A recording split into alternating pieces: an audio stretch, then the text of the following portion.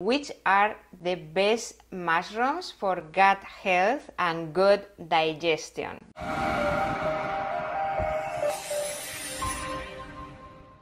We love mushrooms, and that is a question that I get from a lot of people. Can I eat mushrooms? Is one of the most common questions when somebody starts making dietary changes. So the answer is, it depends on what is going on in your gut. It depends what is going on with your gut microbiome. We are more bacteria than human. I always say that microbes are in charge in our body. 90% of the cells of our body are microbes. The other 10% is the organs, whatever we see. So that's why we always have to think about our microbes first. And in our gut, besides microbes, we have 75 to 80% of our immune system, because we put so many things through the mouth that the immune system is there to see if there is something coming strange and protect your body. So very important to always focus on foods and nutrients that are boosting our immunity and are feeding the beneficial microbes. The beneficial microbes are talking to the immune system constantly. It's very important that we focus on nutrients that feed the beneficial, not the opportunistic microbes, and then our body start working properly.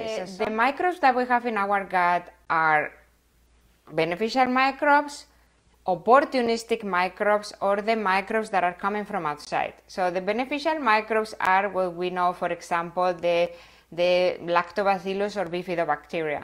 The opportunistic microbes could be candida. Candida is a yeast that we all have in our large intestine. Our mother gave it to us during birth and breastfeeding. The problem comes when it gets overgrowth in the rest of the digestive system and causes a lot of issues if it goes systemically. And we have the microbes that could come from outside, from the food, from the water, like for example parasites. So some of the foods that are very good for fueling your gut, for preventing dysbiosis, bacteria imbalance, inflammation, are mushrooms. The beneficial mushrooms, the adaptogens, the medicinal mushrooms. So probably you have heard about medicinal mushrooms, which in ancient medicine they have been used already for many years. And adaptogens are usually herbs, mushrooms, are foods in the nature that helps our body to adjust to stress, for example, protect our body against the stress, are boosting immunity, our cardiovascular system, our nervous system, help us to reach a homeostasis state.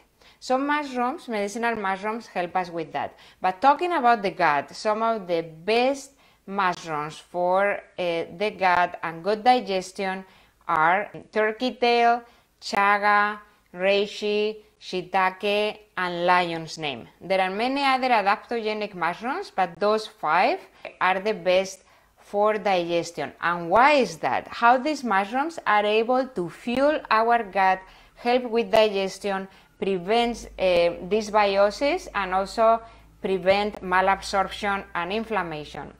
So this is happening because some of these mushrooms are really rich in, they're a prebiotic. They're very rich in prebiotic. Prebiotic is the fuel for the probiotic, is the fuel for the bacteria.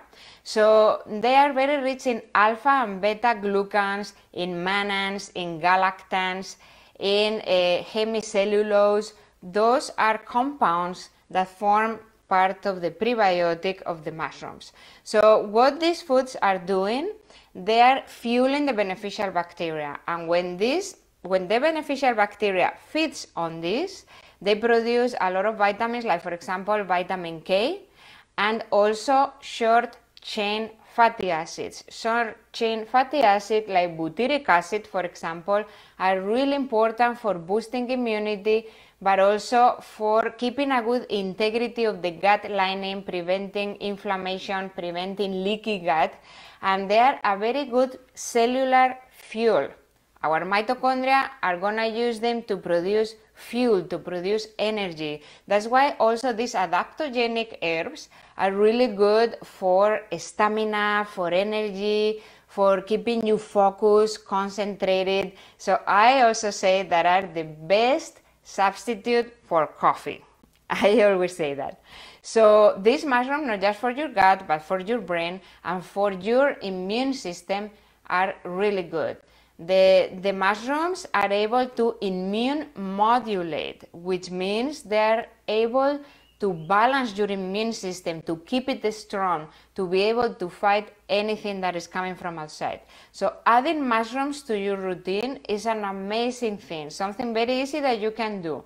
The way we can incorporate mushrooms can be in powder form, like for example, there are now a lot of mushroom blends that you can get out there, and you get, depending on how concentrated they are, from 1/4 teaspoon even to 1 tablespoon of a blend of these mushrooms. I personally like, for example, the mud water, which has a combination of these 5 mushrooms and many others.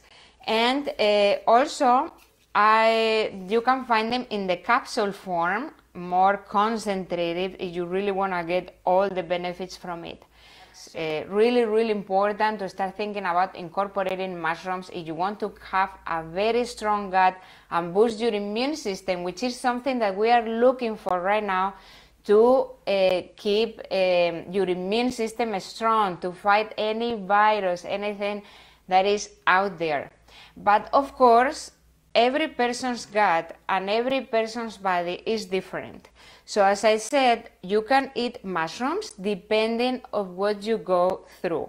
So if you have SIBO, a small intestine bacteria overgrowth, or you have SIFO, which is a small intestine fungal overgrowth or candida overgrowth, so you may not do very well with that. So the reason is because mushrooms are fungus, right?